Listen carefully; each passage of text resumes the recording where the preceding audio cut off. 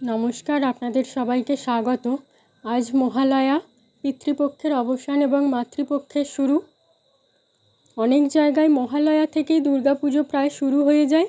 আজ আমি আপনাদের দুর্গা ঠাকুরের এই ছবিটি এঁকে দেখাবো। প্রথমে পুরো ছবিটাতে একটা রং ভরে নেব। এখানে আমি ওয়াটার কালারের সাথে সাদা পোস্টার কালার ব্যবহার করে একটা হালকা টোন তৈরি করে নিয়েছি।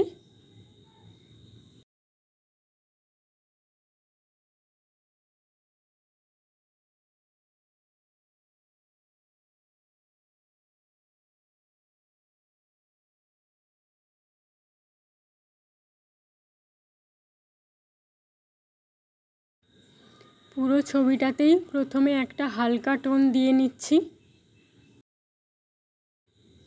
এবার পুরো ছবিটাতে কালো দিয়ে বর্ডার দিতে শুরু করব।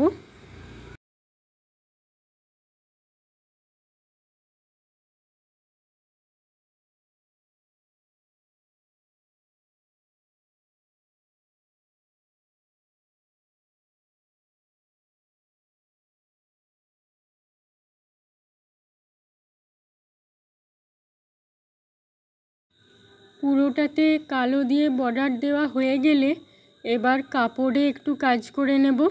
এখানে আমি মা দুর্গার ছবিটা একটু অন্যরকমভাবে এঁকেছি। আগে যেমন ইন্ডিয়ান পেন্টিং হতো সেইভাবে। কালো বর্ডার দেওয়া হয়ে গিয়েছে। এবার একটা গাঢ় রং দিয়ে পুরোটাতে আর একটা সেকেন্ড বর্ডার দিয়ে নেব।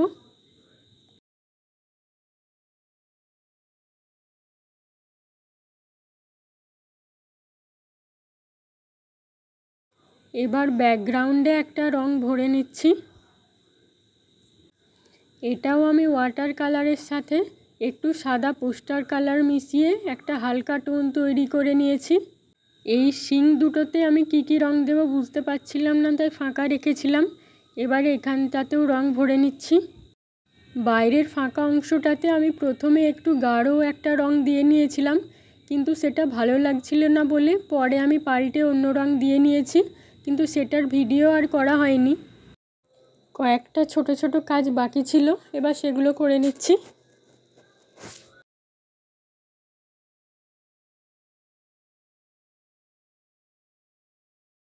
আর উপরে নিচে এরকম কয়েকটা নকশা করে নিয়েছি ফাঁকা লাগছিল বলে। কাজটি কমপ্লিট হয়ে গিয়েছে। এবার দেখে নেওয়া যাক এটার ফাইনাল লুক। আমার আঁকা দুর্গা ঠাকুরের এই ছবিটি আপনাদের কেমন লেগেছে কমেন্ট করে অবশ্যই জানাবেন।